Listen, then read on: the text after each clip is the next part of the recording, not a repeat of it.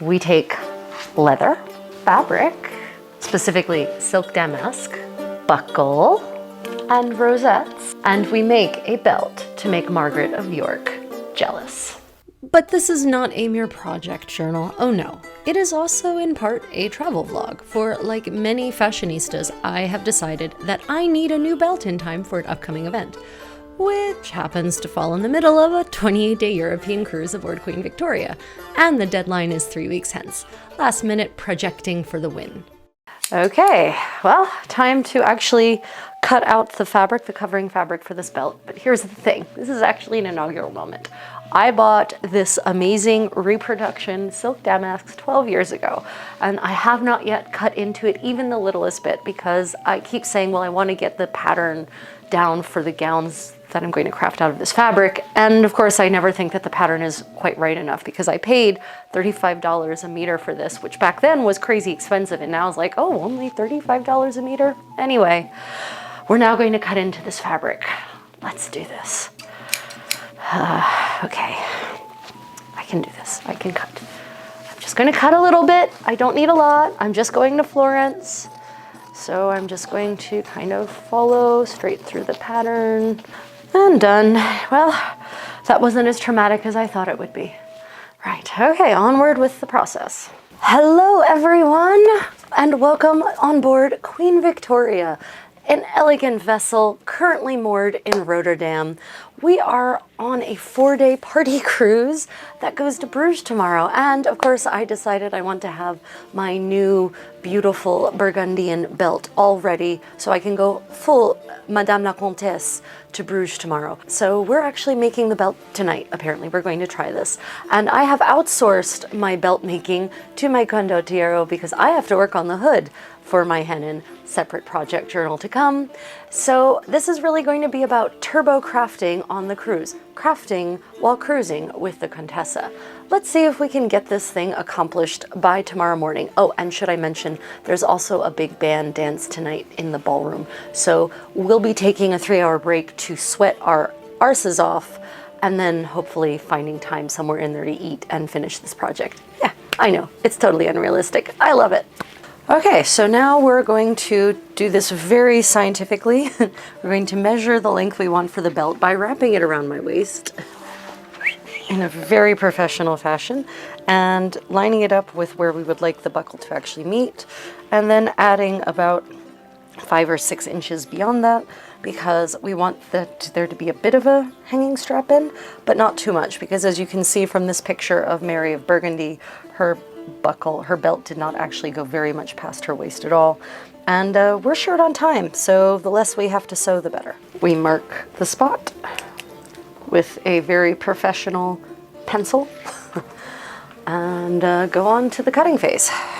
We then use our travel ruler to rule a hopefully more or less straight line. We don't have a T-square, so oh well. And these are scissors we had to buy in Portugal, in Madeira, because our actual beautiful tailor shears, $40 gingers, were confiscated at the port in Southampton as being dangerous because apparently they were concerned I was going to try to hijack the boat, this ship, this massive ship with thousands of people on it with my scissors. Half of the scissors? Yeah, with half of them after taking them apart. So yay for security theater because, you know, I can't go to the kitchen and get a chef's knife apparently. And done. Right, so here laid out on our bed cum workbench, we have this gorgeous reproduction 100% silk damask that I haphazardly cut out in preparation for this trip. And we have no straight edge, we have no T-square, none of that. But our goal is to get basically the center, the pomegranates here, to be the center of the belt.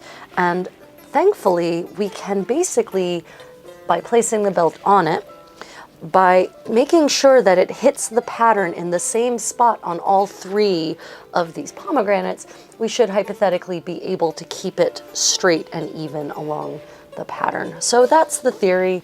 We're going to see if that works out. Yeah, this is what we call improvising for the win. So we're actually trying to think this through logically, and we want to have one of these pomegranates basically in the center of the front, because ideally the buckle itself will go in the center of my back. So the pomegranate should more or less be in the center of the front. So we've now marked the spot on the belt where that will hypothetically be, which is right here. So we're going to place the belt and cut the fabric out in such a way that that pomegranate pattern there ends up front and center. Theoretically, we'll see how this goes. And here's the nerve-wracking part. We're about to make the first incision into the very expensive silk damask that, unlike skin, will not repair itself if we make a mistake.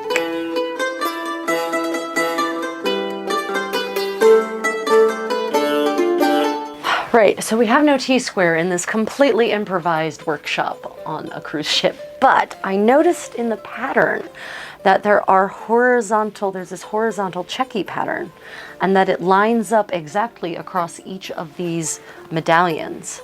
So I've decided that the position in which I would like the pomegranates to fall is actually 1, 2, 3, 4, 5 rows up. And so all we have to do to make sure that we get it exactly straight across the pattern is line it up with the top of the 5th row on each medallion. So that is my tip for you. If you don't have a T-square or any other way to improvise one, as in our case, then see if the pattern of your fabric can become your compass, as it were. Okay, so we are now pinning the fabric onto the leather core, but we're not going to sew it this way. We're just using this to make sure that it actually has a good tight fit when we pin it, and then we're going to pull the belt or the leather out from inside, sew it with a nice tight running stitch, and then we're going to turn it right side out and ideally slip that leather right back in. We'll see how that works. We're making this shit up as we go, kids. Okay, well, it's now pinned on. As you can see, it's inverted, obviously, but this is what the pattern will look like. So we've got that pretty nicely centered. That is splendid. Okay, on to the sewing. And my condottiero is now sewing the tube with a long running stitch, but a long tight running, a running back stitch, as this is called. So you can see tiny little stitches, but unlike a proper back stitch, they don't abut each other exactly. But this still creates a pretty strong seam, and a strong enough seam for what will be happening to this, I hope. To add strength to the seam and prevent the seam edges from wearing away against the leather, we decide to flat fill the seam by trimming one side of the seam down and folding the other seam over top, then using a blind stitch to secure it flatly.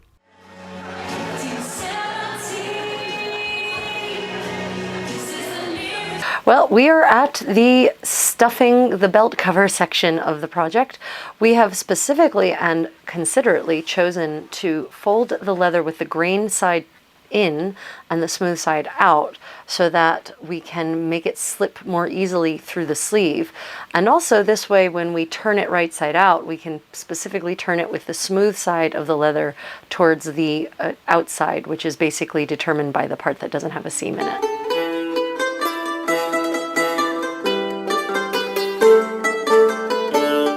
And then we adjust to make sure that that center seam ends up closer to the top, because that will center our pomegranates in the position where we would like them to be. See? Look at that. That's beautiful. We're now going to just go ahead and give it a little test before we proceed onward to see how it will work and or look. And I think that looks pretty damned good. Look how nice and taut the fabric is over the belt, over the leather filling, and it sits pretty much center with the pomegranate design, which was the goal. We're now at the finishing the ends phase, so we have to decide how to do that. And there's a couple of methods we could take, and we're going to try each of them, well, not each of them, but several of them, 2 of them maybe, to make sure that it will actually fit in the belt end and in the buckle. So the buckle is actually bigger, has more room. The chubby finish seam that we created is a little bit too fat, but I think maybe if we iron it, we can probably make it fit. So here we're trying the mitering method, basically, where the way like if you were wrapping a Christmas present in paper, right, and then we would whip stitch that end closed. So now we're going to see if that fits. Will probably fit better if it's actually whip stitched closed. Yeah, having a couple of different difficulties. I mean, it fits in at the corner, which means it'll fit in all the way down. I just have to get it in. Yeah, it fits in at the corner, so probably it will fit. Again, it's the tubby bit. And then the other approach is just tucking it in like a tube, basically, and then folding that tube over, and I can guarantee you that's way too bulky. Yeah, it's way too bulky. Yeah, so definitely the mitering option is the way we're going to go. Another reason to do the Christmas package style mitering is that all of the fabric ends up on the back side, and that leaves the front side to be perfectly smooth. See, all nice and smooth, and the back can be, what it is. Unfortunately, of course, this is the tail, so it's going to show anyway, but it will show less, maybe. Another thing is important to consider is which end will be the strap end and which will be the buckle, and that matters because of the placement. And so I would ideally like this to be the center of the belt, and so that means that this is going to be the buckle and the strap end will go here, because otherwise it just doesn't work. So that's something to take into consideration when you are making a covered belt that is covered in a pattern like this. So we have settled on a whip stitch for the closure of the end. As you can see, it creates a nice, neat little envelope ending that will slip perfectly, ideally, hopefully, into the strap end and the belt buckle. While we sew, let us delve into the history behind this style of belt. As the 15th century wore on, belts in France, Burgundy, and England grew wider and wider until achieving a truly waist-cinching width. Sadly, no extant examples of this width have survived, nor have any buckles of this width, no doubt because they were melted down into other pieces once this style of belt fell out of fashion at the end of the 15th century. Although, that being said, we do have several examples of ladies' belts fashioned of rich brocade, purpose-woven bands from the mid-15th century, which are corroborated in the visual record. These are, however, much narrower than the item we are making, and therefore do not require the sort of reinforcement that such a wide belt will require to prevent it from collapsing on itself while being worn. Well, at least while being worn by me. I mean, we all know that I'm, what shall you say, hard on my clothes? Aside from visual evidence, which can always be deceiving, this style of girdle made of damask is also explicitly mentioned in wills and inventories. For instance, the 1487 will of Elizabeth Pawnings, a member of the up-and-coming Paston family, features a plethora of such belts in a variety of colors, including specifically several of damask. The will even mentions bars of gilt silver on one of them, which would help reinforce such a very wide belt in addition to, blinging it up, as the kids are saying these days. As a side note, I feel that, as Madame la Comtesse, I should have at least as many girdles as the middling sort upstart Elizabeth.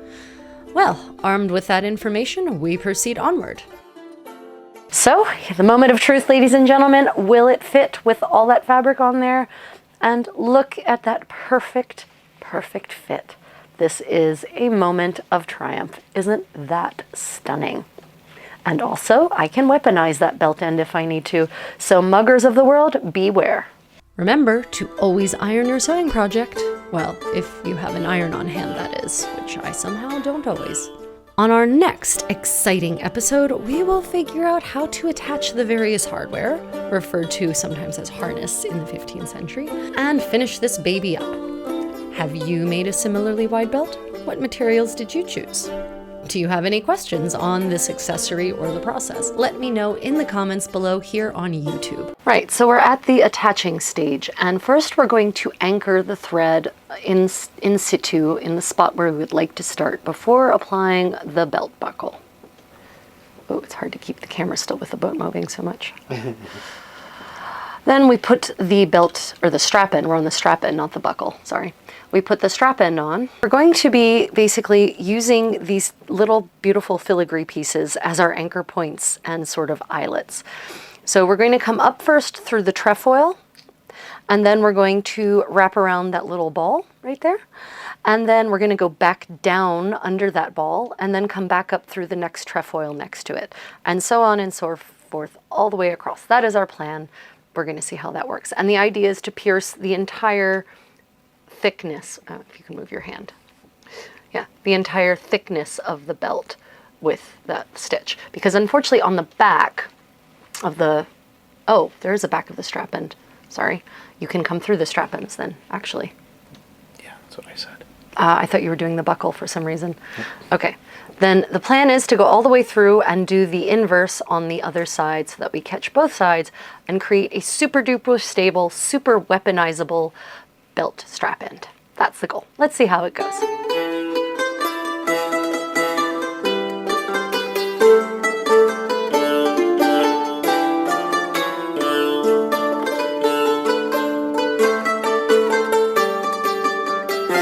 So, some notes now that we've made a little bit of progress. The challenge is that you have to put the needle through at just the right angle in order to get through these tiny little trefoils in just the right spot. And also, we just snap the needle because it's a very torturous sort of process. So you might lose a few needles in doing this. I think maybe poking a hole with a bigger needle, kind of like an awl, might be a better idea. I'm not certain. Might lose a nest of needles that way. Okay, well, we shall rethread the needle and continue onward. Well, here we are. This is the attached strap end. Isn't that amazing? I'm probably going to use lots of pathetic vocabulary like that throughout. Well, in any case, moving on to the buckle itself. What challenges will we find? Foreshadowing. So I've made sure that the belt is seated in all the way. I've done the first stitch. I've looped it around the little knob. And I'm trying to go back through into the trefoil.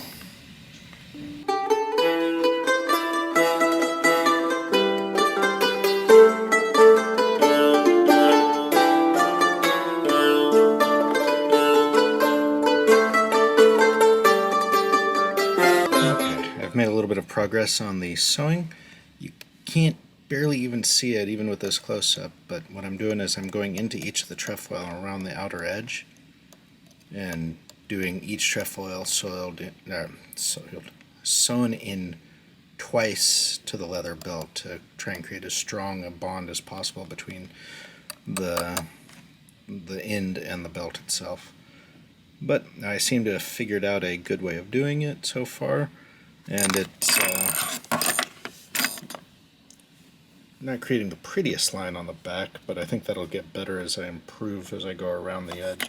The hard part, of course, is making sure that the edge of the belt stays flush right in there.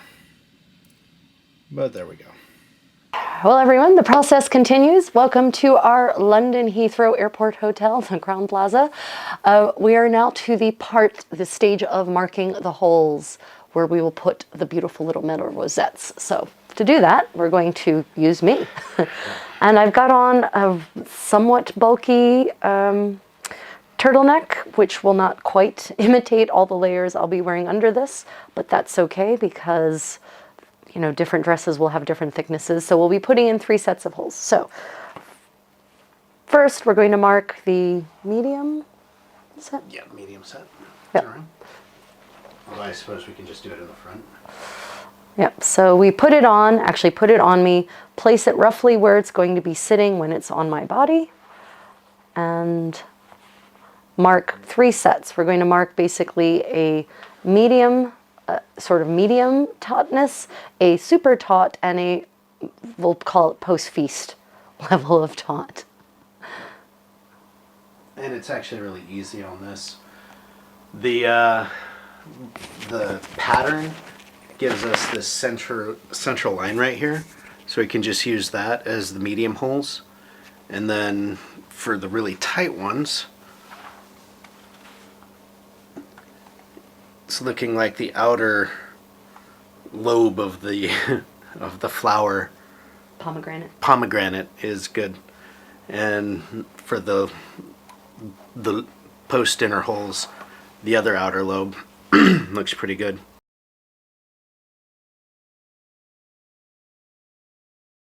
So there was a happy accident in attaching the buckle to the belt. This is actually not perpendicular to the line of the belt. You can see there's this slight angle here instead of being, probably it should be here if it were perpendicular. But that is actually okay because I have a bizarrely curvy rib cage, and so I'm not straight in my torso. It's very indented in my waist. So that actually means that the belt will actually have a slight outward angle when it's on my body. So that works out really great.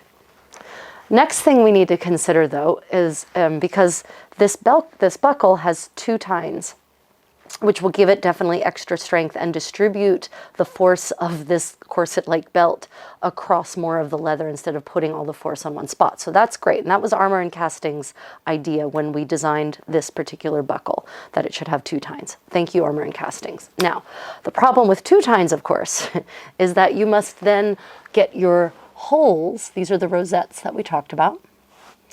You must, really, really pretty. Bling, bling, bling. So that means that you really need to line these up so that they are perpendicular to the line of the belt.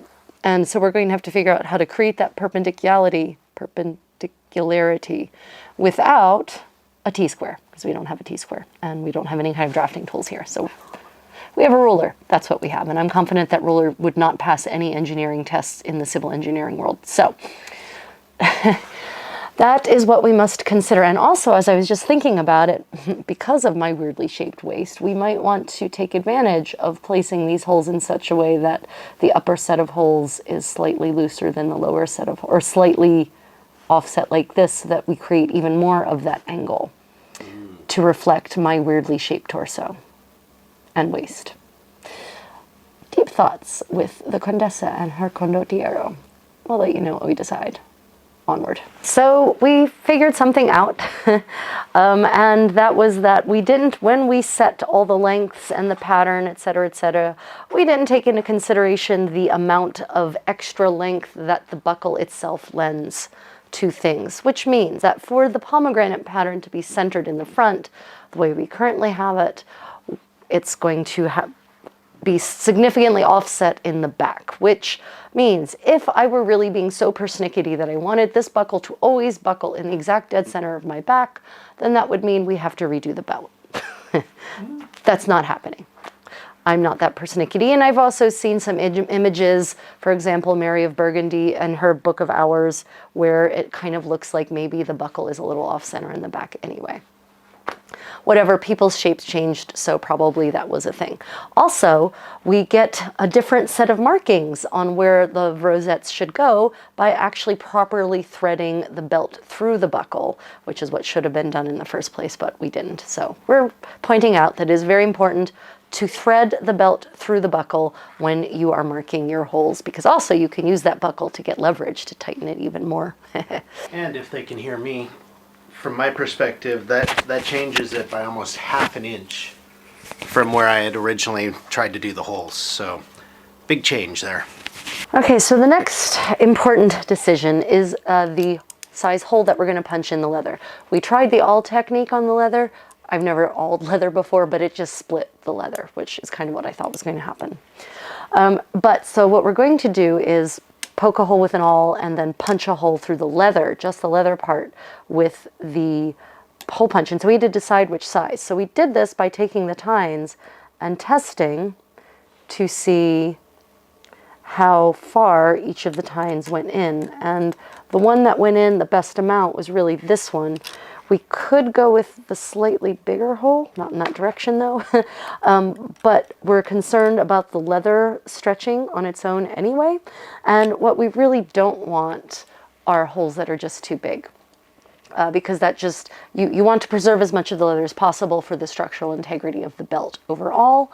And, you know, if the holes do stretch, then it's best to start off a little smaller and make them grow with time. Obviously, the rosettes will not change in size. But the leather under the rosettes will change at least to match at maximum. It will stretch possibly to be the entire width of this hole, or the diameter of this hole. And the problem with that is that these are actually quite loose, as you see, around the base of the tines. And, you know, we don't want that, because then you'll have a belt that will sort of rattle. And we definitely don't want that. So, yes, that's the logic. That's how we came to the conclusion of which hole size to use on our punch.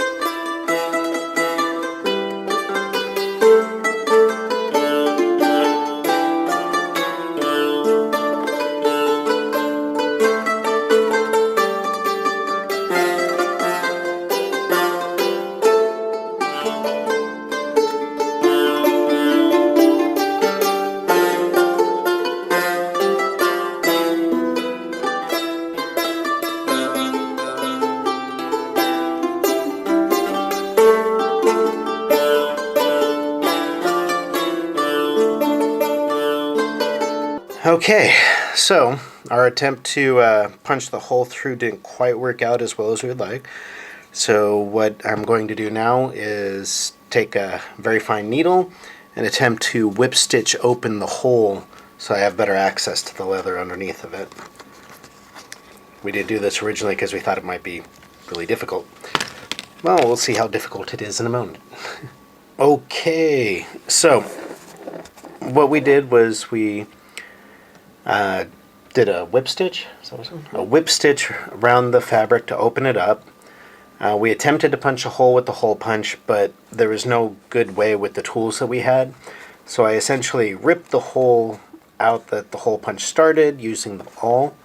And now I've got the hole all the way through. So you can see it mostly lines up. And what I'm going to do next, I think, right, is another whip stitch going through both sides with it opened up as far as I can get it. And yeah, good times. Okay, well, continuing on with the belt. We thought we would have to get one of those hammer drivers or hammer hole punches, hammer dies, drive punches, I don't know, whatever the word is, for that kind of hole punch to do the hole in this belt because the holes are too far into the center from the edge of the belt for a normal hole punch to work. But my clever brother-in-law had the idea that you could just fold in the edge of the belt and that will allow the hole punch to get to it. And then I got this really great high quality one from the local Tractor Supply store. So this is a serious hole punch. I could probably do serious bodily harm with this thing. Anyway, so that is how we're going to proceed. We're going to punch the hole using this. I have actually lightly beeswaxed the spot where it will be punching through because I'm not confident that I'll be able to entirely miss the fabric, and so therefore I don't want it to fray. And we do have some extant garments. I believe the Gamura of the Beata Osanna, that where on the edges they've actually fray checked the seam with beeswax. Now I don't have here, because this is a travel project, I don't have the right equipment here to heat up the beeswax, because really you need like one of those double boilers for that, and this is not my house, so I'm not going to ruin my father's cooking equipment with beeswax. So I'm just attempting to use the heat of my fingers to soften it enough and kind of work it into the silk damask so that when we punch it, it will hopefully not fray before we have a chance to set the rosettes. Onward. Now, see, part of the problem is that we have the fabric and it's not glued to this, so it can shift. And what we don't want to have happen is for the fabric hole to ultimately line up differently than the leather hole and for the fabric to end up pulling and tightening and bunching the belt up. So this is a challenge with this. Would have been better with the drive punch, but there it is. Oh well, it's just a belt. I guess I can always make another one. So lay it all out flatly to accomplish this.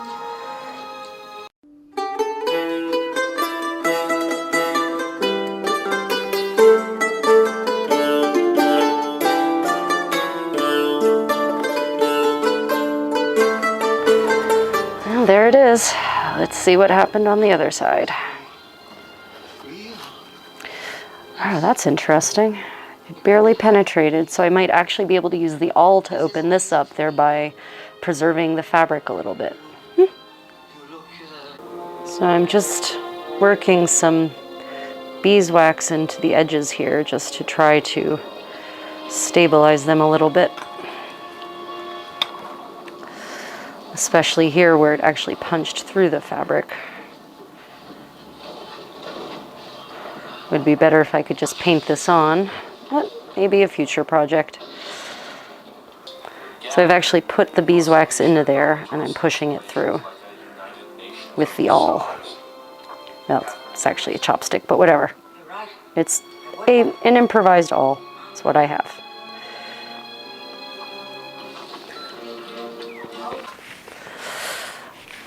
Okay.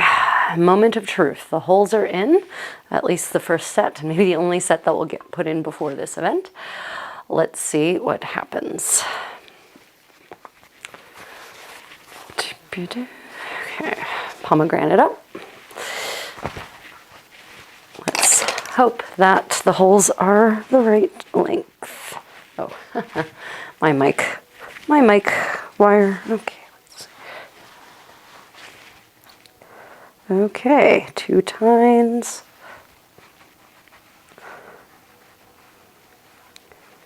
It's a little fussy because the grommets aren't in place. But there it is. It works. The holes sit. So here is what the belt will look like if I wore it buckle in front in this jaunty, very phallic fashion. But I think with this one, I will probably be wearing it buckle in back with this particularly short belt, as it were. Fold it over like that.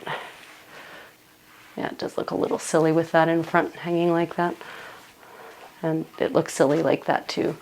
Yeah, I think we'll definitely be hanging it in the back. Yeah, it looks kind of okay that way, but yeah. Okay, there we go. So the next step in the process is putting the rosettes in. You can see this little thing here. And working on this, we want the dots to go up and down. So we carefully eyeball it over the hole we've already made. I'm actually going to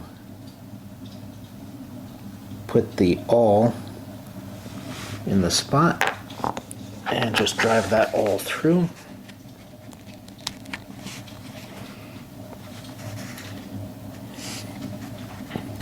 And then do that for all 3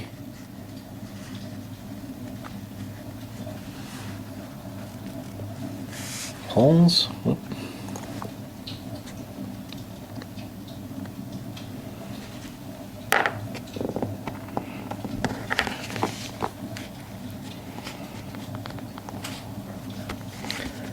Two down.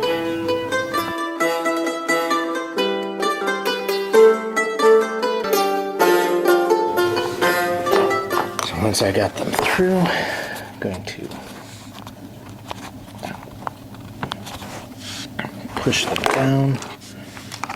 A pair of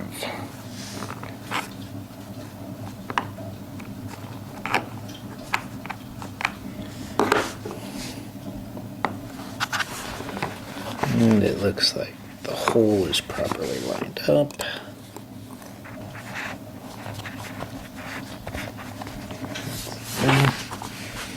Okay, so I want to try and make this as flush as possible. And then I'm going to use these, let's see here, round nose pliers to bend this over.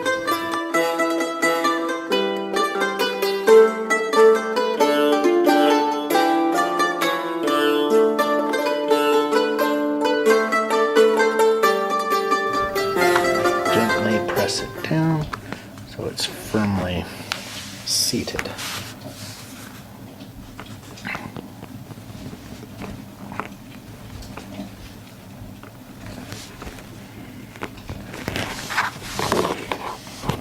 And voila! We have our first one in. You can use the awl to open the fabric hole. And there we go. Doesn't that look lovely?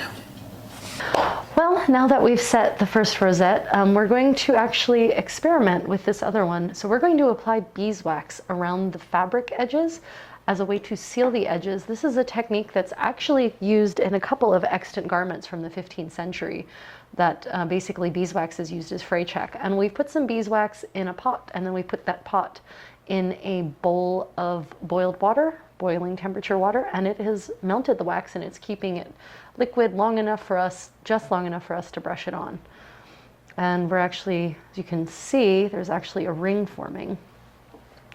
And that should be, that might be more than we actually need. On the next set of holes, we're actually going to apply the wax first to an area, sort of the way you would swab an injection site with alcohol, and then punch the hole to see if that actually creates more stability. You can see there's a little bit of damage from where I wore this without any finishing at all at the event at which I debuted the not quite complete belt. So this back here is really a little bit frayed, but the wax really seems to be doing its job, doesn't it? It really is catching the edges quite nicely. And then, of course, once we apply the rosette, that should not really be a problem, and maybe we can probably scrape off any extra with the awl just by poking it through and sort of using the awl to work it into the edges.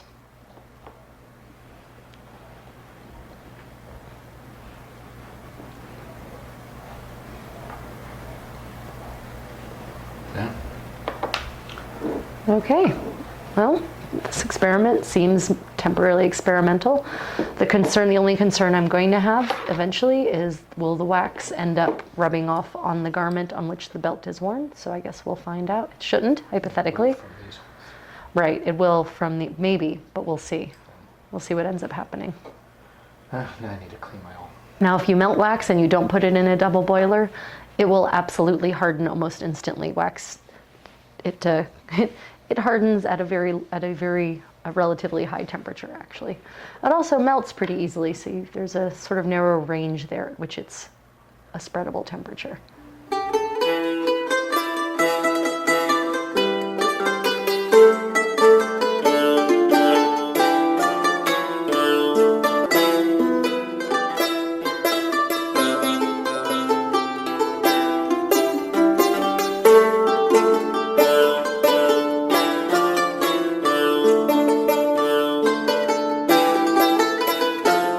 Have you made a similarly wide belt? What materials did you choose?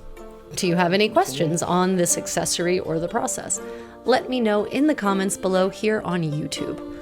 Otherwise, until the next time, stay creative and stay tuned for your moment of kitty zen.